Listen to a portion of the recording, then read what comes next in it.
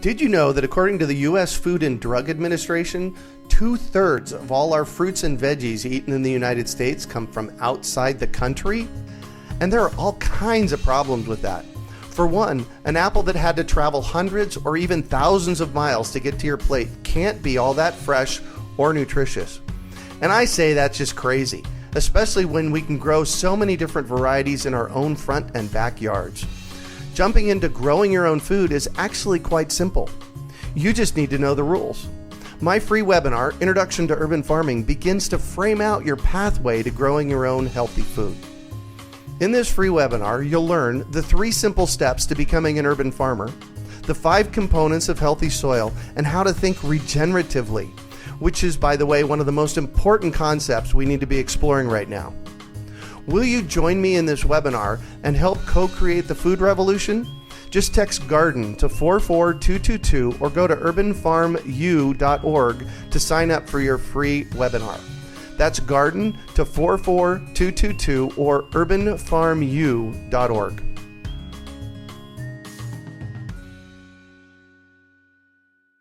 You're listening to the Urban Farm Podcast, your partner in the Grow Your Own Food revolution.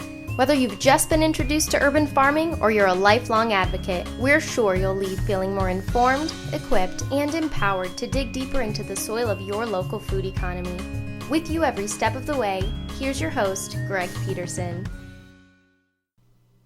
Today on the Urban Farm Podcast, I'm very excited that we have singer-songwriter Jason Mraz to talk about his experience with growing avocados and coffee in Southern California. This is part 1 of a 2-part series. Jason is a 2-time Grammy winner, singer-songwriter, and an urban farming enthusiast. He has been backyard homesteading for the past 5 years and currently owns and operates a 10-acre subtropical fruit orchard where he grows avocados, coffee, and 25 other varieties of fruit. He believes a connection to farmers and the origin of our food itself can empower a person to live a happier, healthier, eco-friendly, and more economical life. And he loves driving his tractor.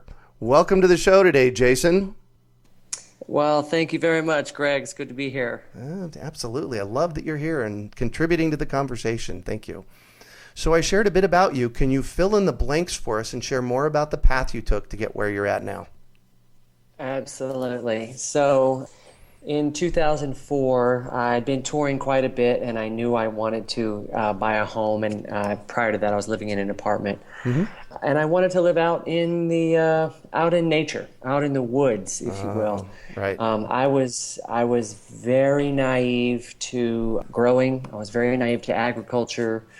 I just wanted to live out where I could make a lot of noise and be a little weird if I wanted without neighbors directly next to me. Mm-hmm. And I found an old avocado ranch, if you will. Honestly, at first, I didn't even recognize the trees. The owner had to point them out, and I realized that every single tree in our area was an avocado tree, and they were planted back in the 70s. And all I really had to do then was continue to pay a grove manager to keep the trees growing. Mm-hmm. And it's been lovely. And every year the avos would fall off the trees and we'd eat them. Well, then around 2008, I just personally started to get a little more health conscious. I started to care more about what I was eating and what I was watching, what I was thinking.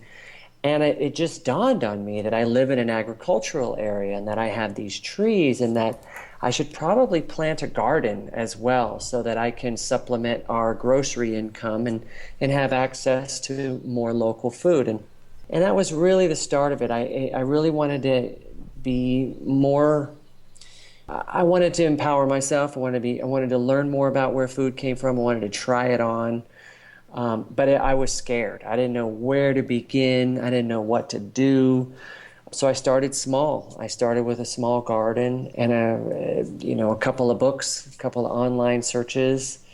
And year after year after year, I would understand more and more about it and try for a little bit bigger. And it wasn't until 2011 that I really did my first proper grow beds where I actually tilled some of the soil behind my house and grew things in the ground directly.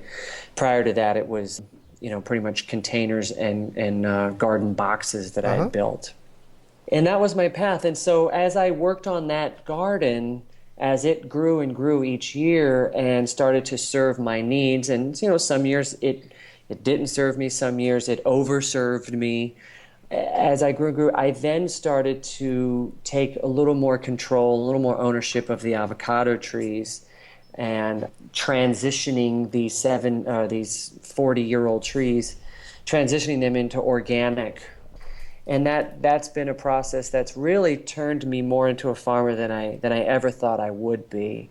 To right now, I'm running about 50-50. Half of my life is really spent still writing music and recording it, and the other half of my life is checking on the trees and diversifying on our ranch, as well as maintaining my gardens, which now, after some years of experience, it's gotten a lot easier to manage and plant and enjoy.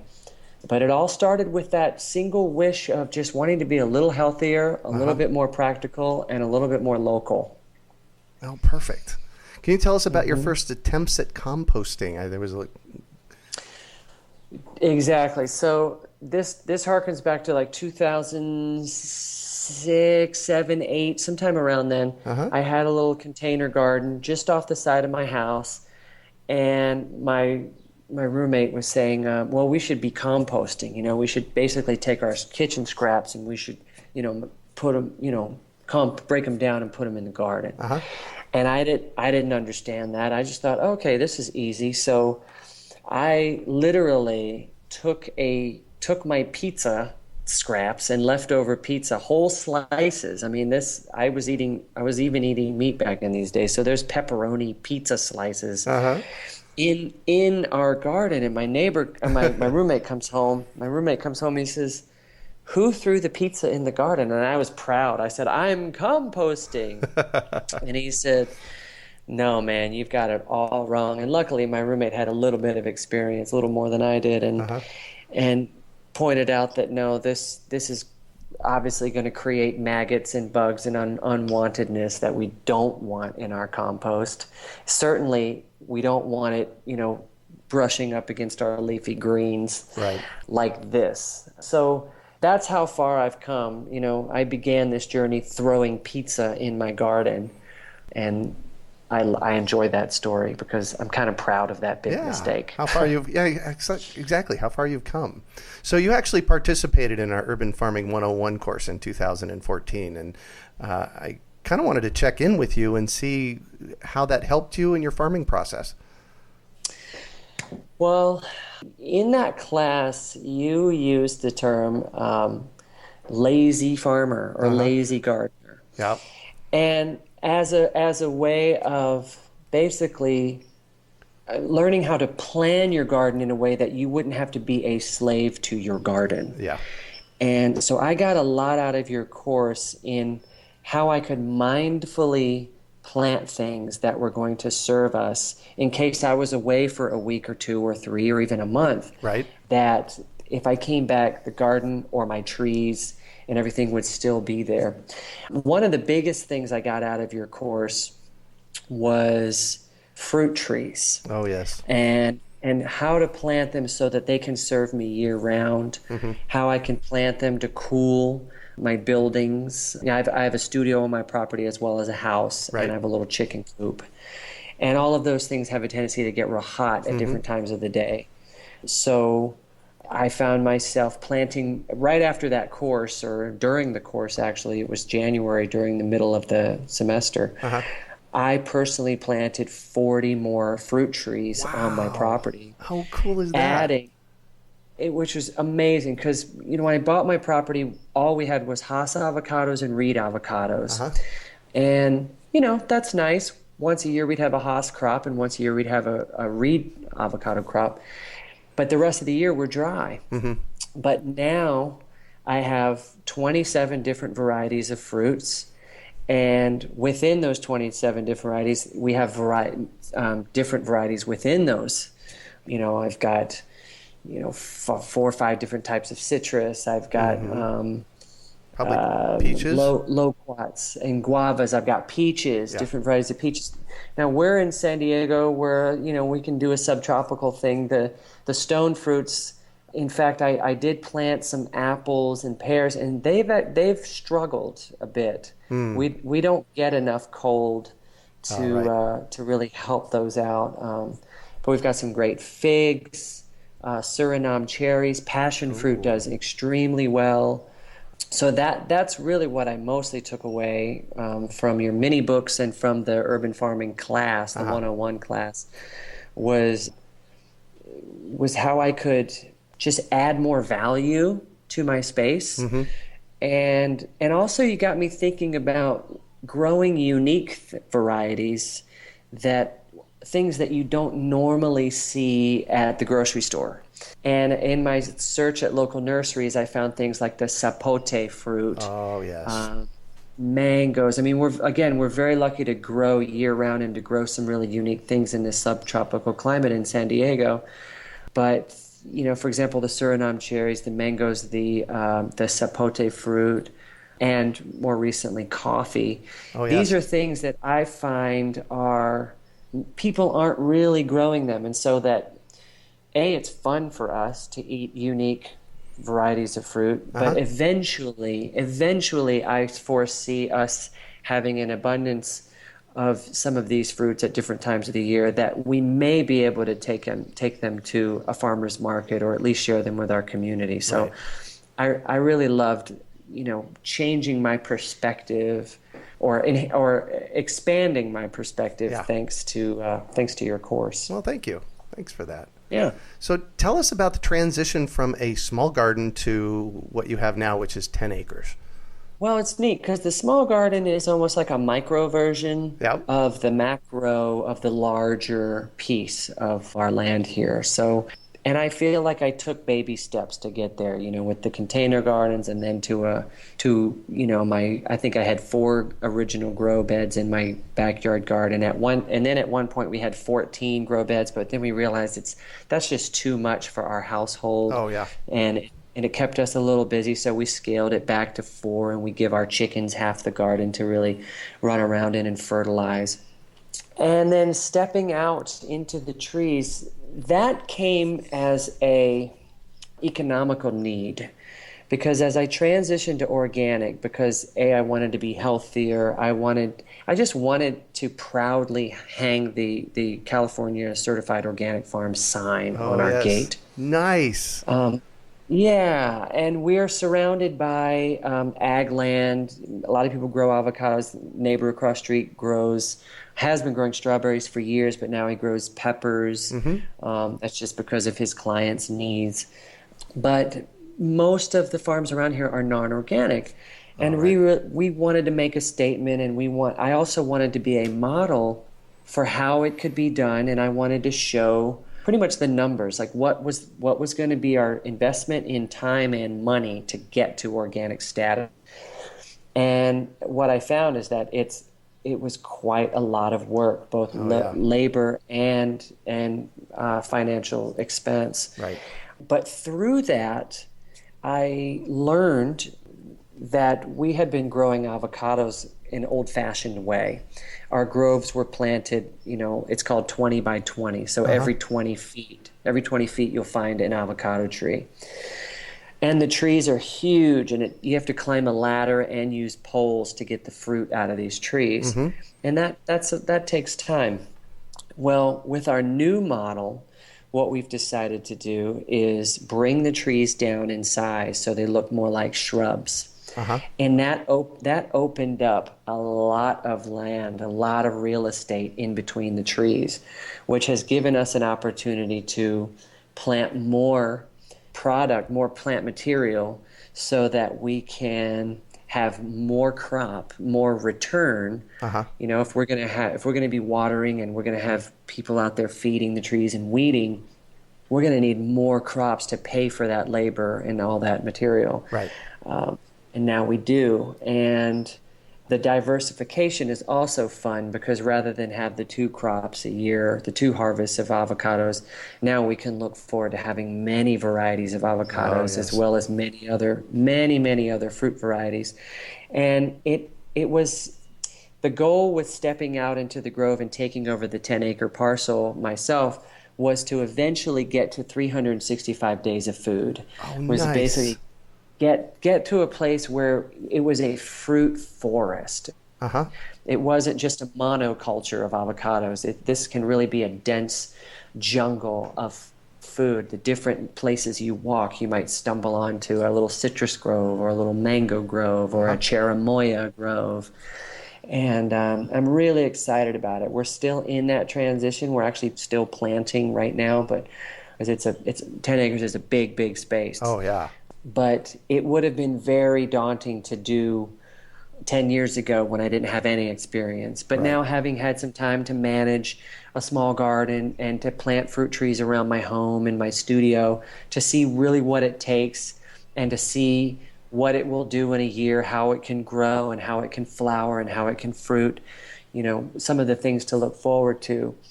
I learned patience through gardening. I learned patience through planting fruit trees around my house. Beautiful. Because it's such a sweet reward when those fruits do come, that I was finally ready to be patient enough with 10 acres. It didn't seem as daunting anymore. In fact, it seemed like the choices I make today, 5 years from now, 10 years from now, this can be a really, really magical and unique farm. Yeah. And I'll also have, some really beautiful data to show my neighbors and other future farmers in this area who actually are probably hurting financially with just growing avos because avocado prices have gone down and water prices have gone up. So diversification is really needs to happen in order for farms to survive. Perfect. And you've hired our buddy Scott Murray to help you in your farm planning. What kind of difference has that made in the success of your farm? Wow. Scott comes with 40 years of experience.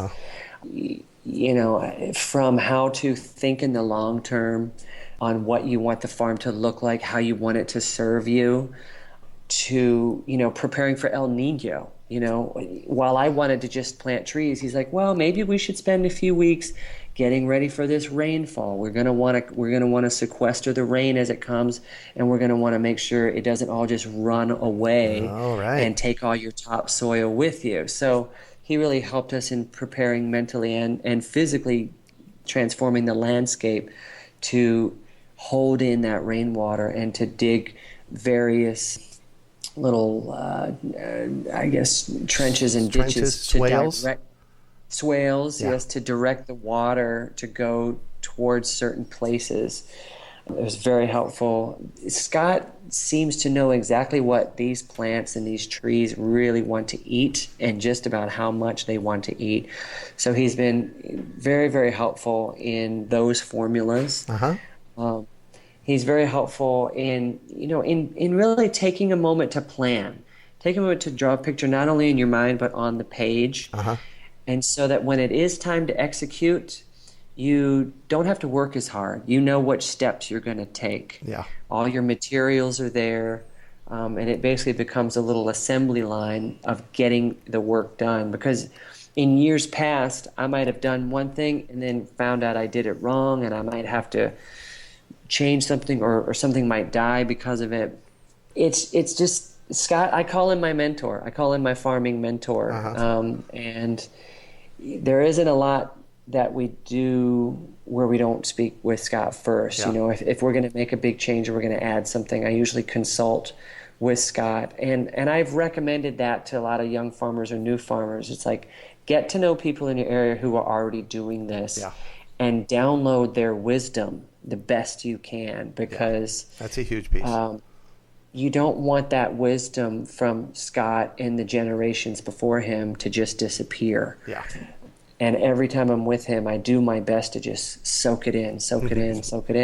And I found Scott because just before I planted my first garden, I just, and I didn't know what I should buy, or if I should get a tractor, or if I should get this or that.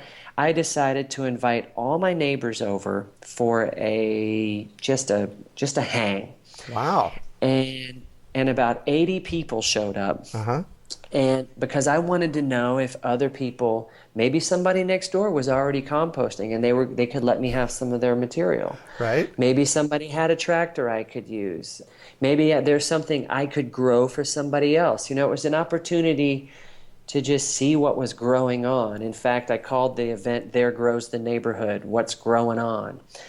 And I love it. And so Scott was one of these people that came over, and I had said something to the group. I said, I'd really love to be able to eat my own zip code. Who can help me do that? And Scott and his wife Laura raised their hands, and that's when I met them and found out they had a CSA growing on at the time. And so my wife and I joined their CSA. I wasn't married at the time, but my gal and I joined their CSA. Right. And we started to get our food from the Murrays and went over and saw their urban farm, or their edge of urban farm, as they call it, because they're just on the border of ag land. They had a little 2-acre spot with tons and tons and tons of food growing. We couldn't believe it. And so we were getting our food and starting to get some information from them. This was probably around 2010. Mm-hmm. And then in 2011, I ate some ketchup that Laura Murray, Scott's wife, had made. Oh my gosh. And it stopped me. Like, I couldn't talk to anybody. I just had to focus on this ketchup, and I eat more of it and eat more of it. Uh-huh. And that was the weekend I decided I was going to plant a serious garden, and I was going to grow all the ingredients I need to make this ketchup. So it was food that drove me from my smaller container gardens to really giving it a good effort in my backyard with a proper garden. Yeah. Because it was Scott Murray's wife's ketchup. And I wanted that in my life. I wanted to be closer to that experience. Yeah. So that's how I found him. I had a little party. I invited neighbors. I met them. And then learning seeing how much they knew, I started to hang out with them as much as I could. And obviously I hired Scott to help me with my transformation here on my property. Well, you're lucky. I consider him one of my mentors as well. I met him probably 2011, and I've learned so much from him. And I say that ketchup changed your life. Ketchup changed my life. How cool it is that? really did. How It really cool is did. And my wife is such a foodie. She knows how to take ingredients out of the garden and do truly, truly remarkable things. So she said, if you can grow it, I'll make it. So nice. I was driven at that point. I was driven to grow a really nice garden and with some really quality crops in there. Yeah. So I know Scott, and he and I chat occasionally, and he told me maybe a year and a half ago that you are shifting what you're growing, and you're actually growing coffee on the property there. We are. Tell us about that. I predict that our avocado ranch will mostly become a coffee plantation in the next, over the course of the next 20 years. Wow. And it's partly because of the decline of the Hass avocado in the industry. Our trees were planted in the 70s, so they're old. Right.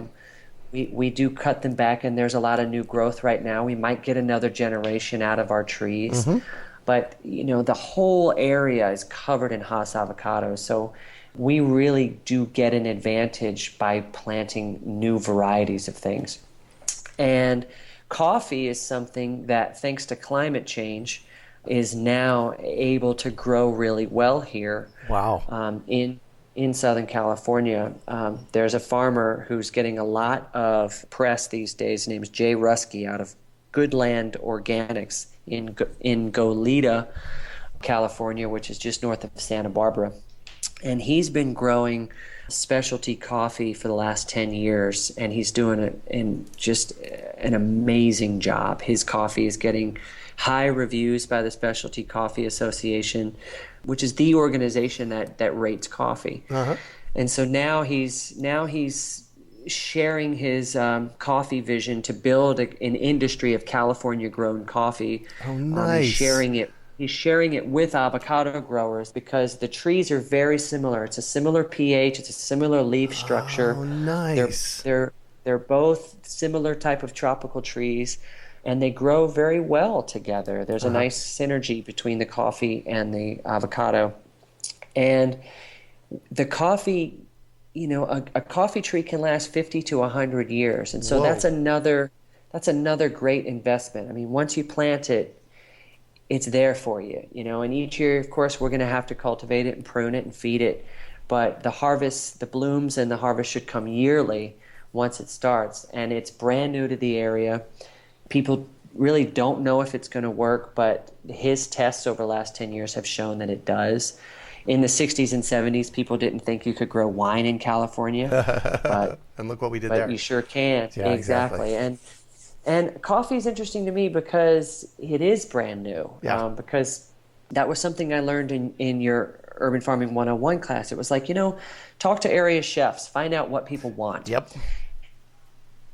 And grow it for them. Yeah. And coffee is the second highest import in the United States after oil.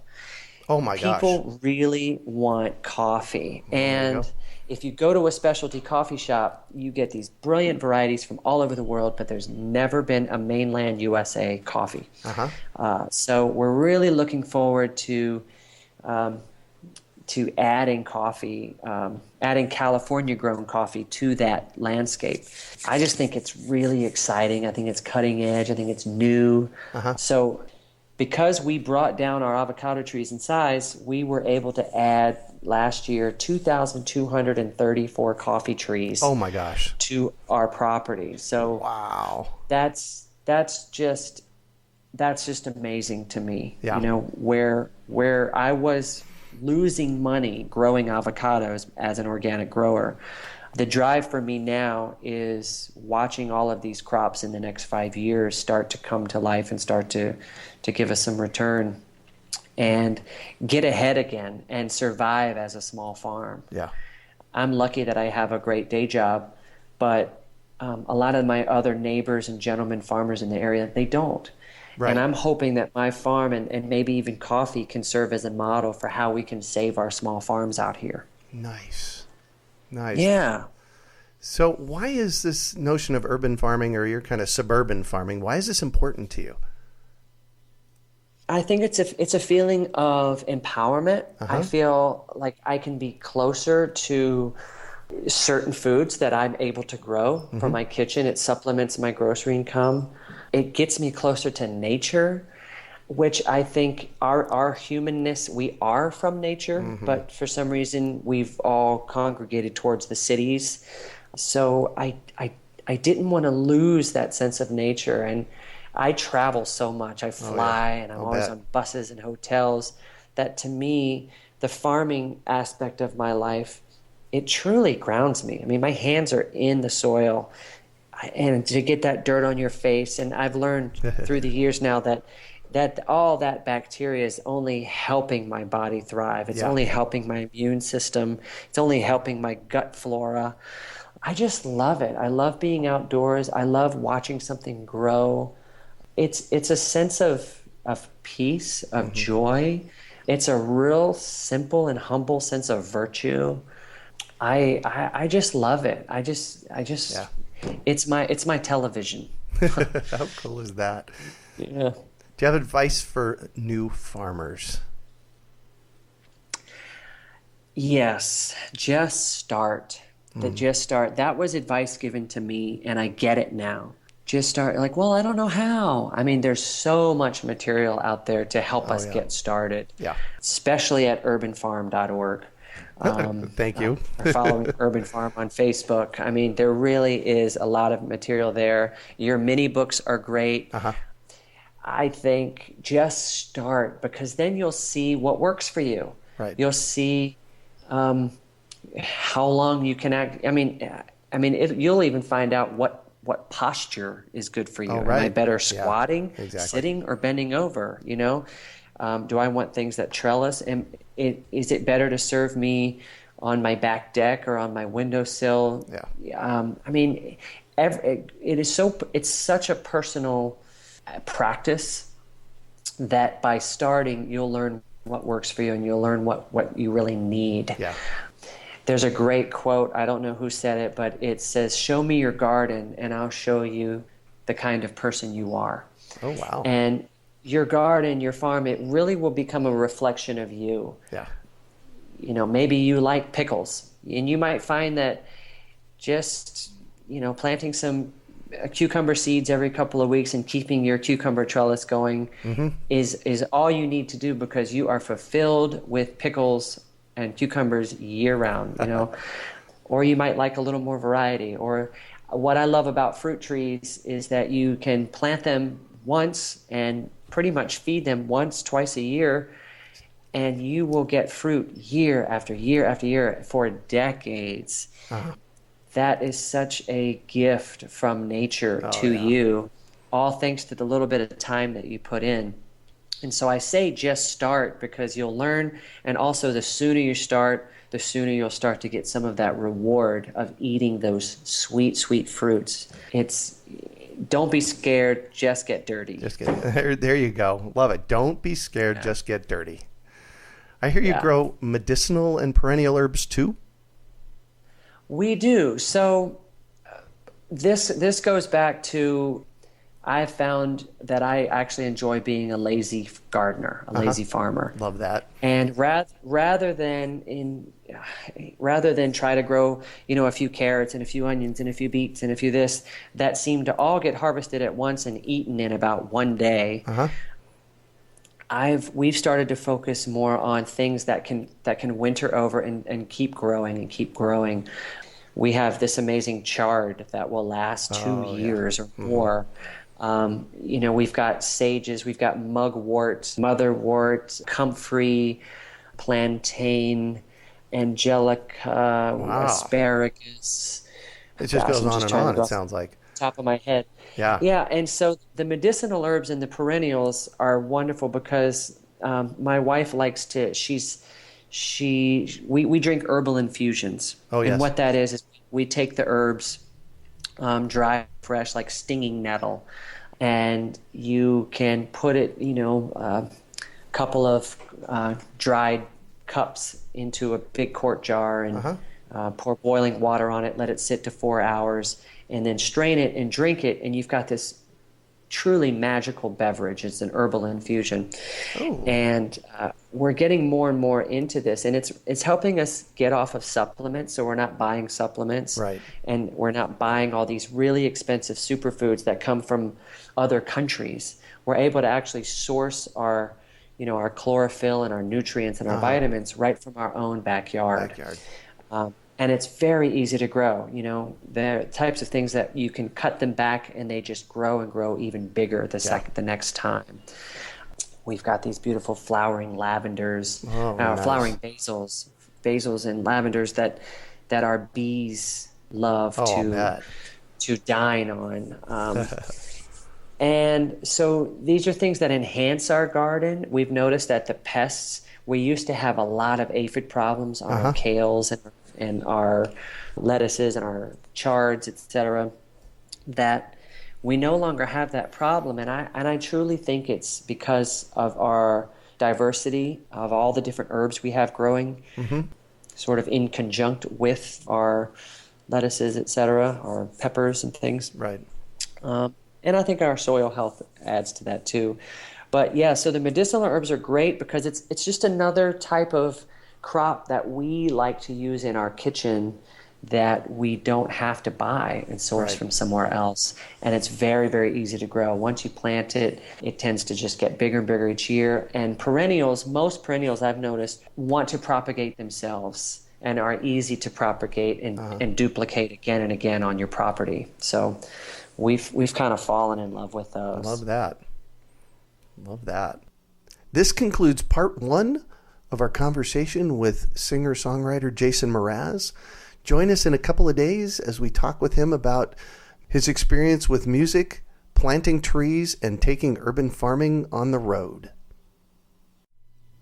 Did you know that according to the U.S. Food and Drug Administration, 2/3 of all our fruits and veggies eaten in the United States come from outside the country? And there are all kinds of problems with that. For one, an apple that had to travel hundreds or even thousands of miles to get to your plate can't be all that fresh or nutritious. And I say that's just crazy, especially when we can grow so many different varieties in our own front and backyards. Jumping into growing your own food is actually quite simple. You just need to know the rules. My free webinar, Introduction to Urban Farming, begins to frame out your pathway to growing your own healthy food. In this free webinar, you'll learn the 3 simple steps to becoming an urban farmer, the 5 components of healthy soil, and how to think regeneratively, which is, by the way, one of the most important concepts we need to be exploring right now. Will you join me in this webinar and help co-create the food revolution? Just text GARDEN to 44222 or go to urbanfarmu.org to sign up for your free webinar. That's GARDEN to 44222 or urbanfarmu.org.